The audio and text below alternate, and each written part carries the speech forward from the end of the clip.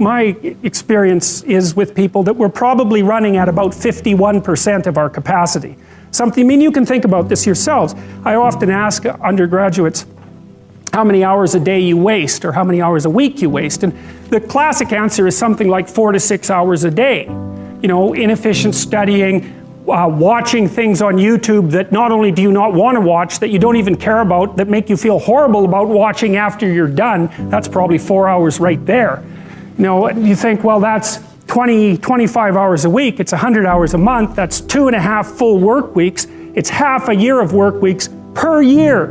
And if your time is worth $20 an hour, which is a radical underestimate, it's probably more like 50 if you think about it in terms of deferred wages. If you're wasting 20 hours a week, you're wasting $50,000 a year. And you are doing that right now. And it's because you're young, wasting $50,000 a year is a way bigger catastrophe than it would be for me to waste it, because I'm not going to last nearly as long. And so if your life isn't everything it could be, you could ask yourself, well, what would happen if you just stopped wasting the opportunities that are in front of you? You'd be who knows how much more efficient? 10 times more efficient, 20 times more efficient. That's the Pareto distribution. You have no idea how efficient people get. It's completely, it's off the charts. Best thing you can do is teach people to write, because there's no difference between that and thinking. And one of the things that just blows me away about universities is that no one ever tells students why they should write something. It's like, well, you have to do this assignment. Well, why are you writing? Well, you need the grade. It's like, no, you need to learn to think. Because thinking makes you act effectively in the world. Thinking makes you win the battles you undertake. And those could be battles for good things. If you can think and speak and write, you are absolutely deadly. Nothing can get in your way. So that's why you learn to write. It's like, and I can't believe that people aren't just told that. It's like, it's the most powerful weapon you can possibly provide someone with.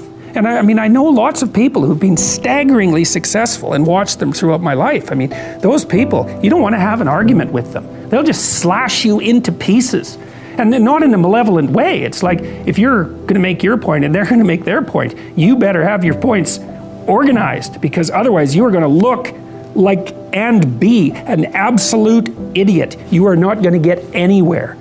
And if you can formulate your arguments coherently and make a presentation, if you can speak to people, if you can lay out a proposal, God, people give you money, they give you opportunities, you have influence. Make a schedule and stick to it. Okay, so what's the rule with the schedule? It's not a bloody prison. That's the first thing that people do wrong. They say, well, I don't like to follow a schedule. It's like, well, what kind of schedule are you setting up? Well, I have to do this, then I have to do this, then I have to do this, you know, and then I just go play video games, because who wants to do all these things that I have to do? It's like, wrong. Set the schedule up so that you have the day you want. That's the trick. It's like, okay, I've got tomorrow.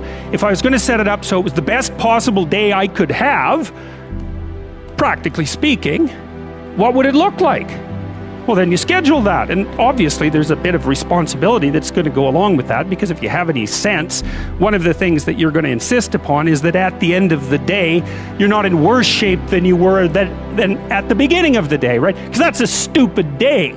If you have a bunch of those in a row, you just dig, you know, you dig yourself a hole and then you bury yourself in it. It's like, sorry, that's just not a good strategy. It's a bad strategy. So maybe 20% of your day has to be responsibility and obligation, or maybe it's more than that, depending on how far behind you are.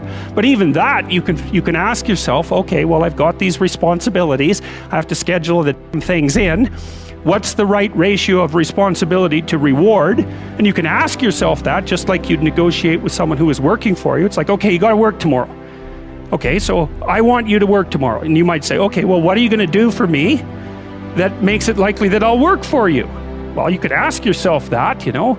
So maybe you do an hour of responsibility and then you play a video game for 15 minutes. I don't know, whatever turns your crank, man. But, you know, you have to negotiate with yourself and not tyrannize yourself.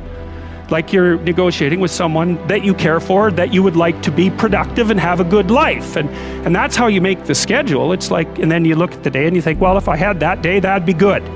Great. You know, and you're useless and horrible, so you'll probably only hit it with about 70% accuracy, but that beats the hell out of 0, right? And if you hit it even with 50% accuracy, another rule is, well, aim for 51% the next week, or 50.5% for God's sake, or because you're going to hit that position where things start to loop back positively and spiral you upward.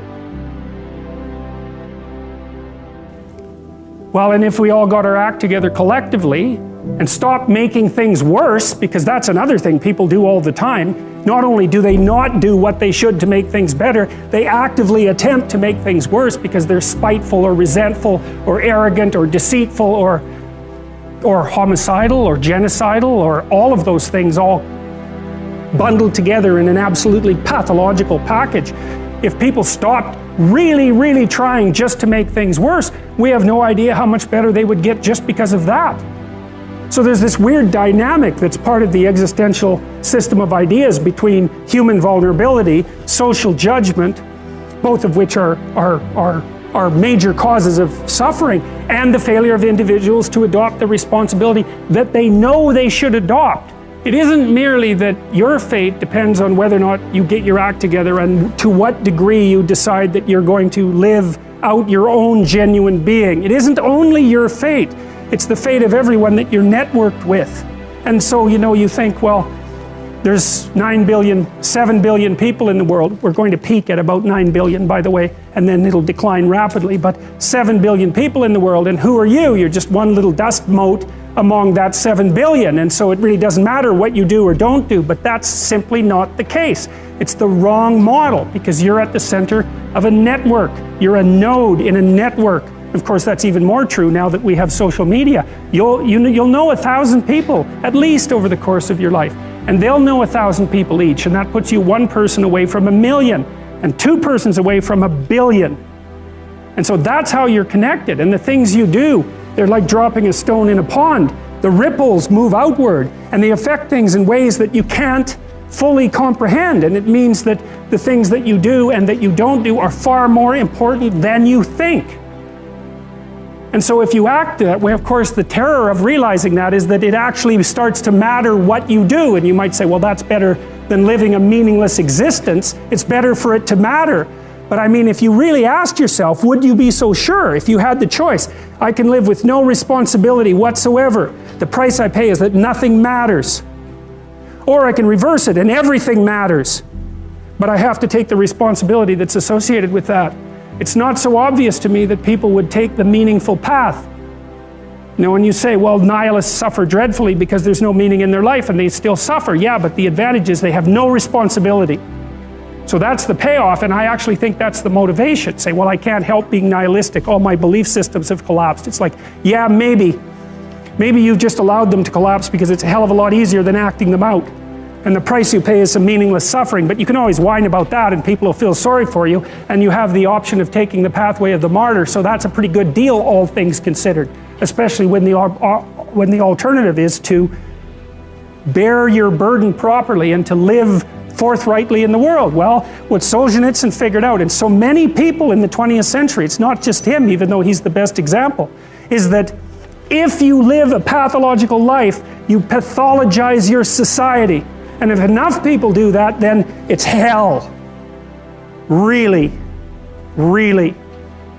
And you can read the Gulag Archipelago if you have the fortitude to do that, and you'll see exactly what hell is like. And then you can decide if that's a place you'd like to visit, or even more importantly, if it's a place you'd like to visit and take all your family and friends, because that's what happened in the 20th century.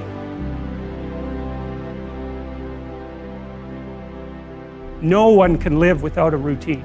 You just forget that. If you guys don't have a routine, I would recommend, like, you get one going, because you cannot be mentally healthy without a routine. You need to pick a time to get up. Whatever time you want, but pick one and stick to it, because otherwise you dysregulate your circadian rhythms and they regulate your mood. Plan a life you'd like to have. And you do that partly by referring to social norms. That's more or less rescuing your father from the belly of the whale, but the other way you do that is by having a little conversation with yourself about as if you don't really know who you are, because you know what you're like. You won't do what you're told. You won't do what you tell yourself to do. You must have noticed that. It's like you're a bad employee and a worse boss, and both of those work, for you. You don't know what you want to do, and then when you tell yourself what to do, you don't do it anyways. You should fire yourself and find someone else to be. But my point is that you have to understand that you're not your own servant, so to speak. You're someone that you have to negotiate with, and you're someone that you want to present the opportunity of having a good life to. And that's hard for people because they don't like themselves very much. So, they're always like cracking the whip and then procrastinating, and cracking the whip and then procrastinating. And it's like, God, it's so boring and such a pathetic way of spending your time. I think what you have to do, and this is part of humility, is you have to look around you within your sphere of influence, like the direct sphere of influence, and fix the things that announce themselves as in need of repair. But one of the main reasons that people don't get what they want is because they don't actually figure out what it is. And the probability that you're going to get what would be good for you, let's say, which would even be better than what you want, right? Because, you might be wrong about what you want, easily. But maybe you could get what would really be good for you. Well, why don't you? Well, because you don't try. You don't think, okay, here's what I would like if I could have it. And I don't mean in a way that you manipulate the world to force it to deliver you goods for status or something like that. That isn't what I mean. I mean something like, imagine that you were taking care of yourself like you were someone you actually cared for. And then you thought, okay, I'm caring for this person. I would like things to go as well for them as possible. What would their life have to be like in order for that to be the case? Well, people don't do that. They don't sit down and think, all right, let's figure it out. You've got a life. It's hard, obviously. It's like 3 years from now, you can have what you need. You got to be careful about it. You can't have everything. You can have what would be good for you, but you have to figure out what it is, and then you have to aim at it.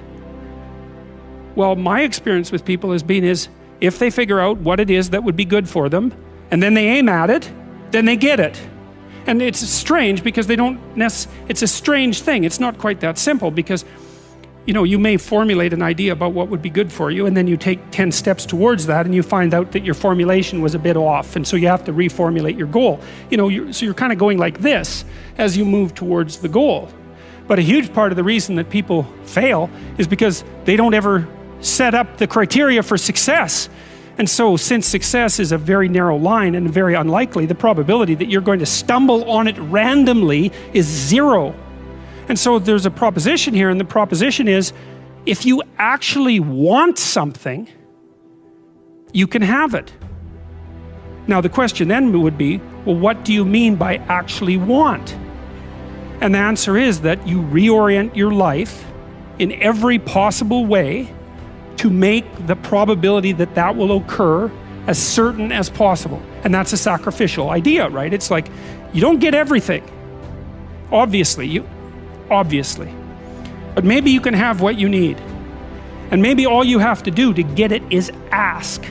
But the asking isn't a whim or today's wish. It's like, you have to be deadly serious about it. You have to think, okay, like I'm taking stock of myself. And if I was going to live properly in the world and I was going to set myself up such that being would justify itself in my estimation, and I don't mean as a harsh judge, exactly what is it that I would aim at? Sit on your bed one day and ask yourself, what remarkably stupid things am I doing on a regular basis to absolutely screw up my life? And if you actually ask that question, but you have to want to know the answer, right? Because that's actually what asking the question means. It doesn't mean just mouthing the words. It means you have to decide that you want to know.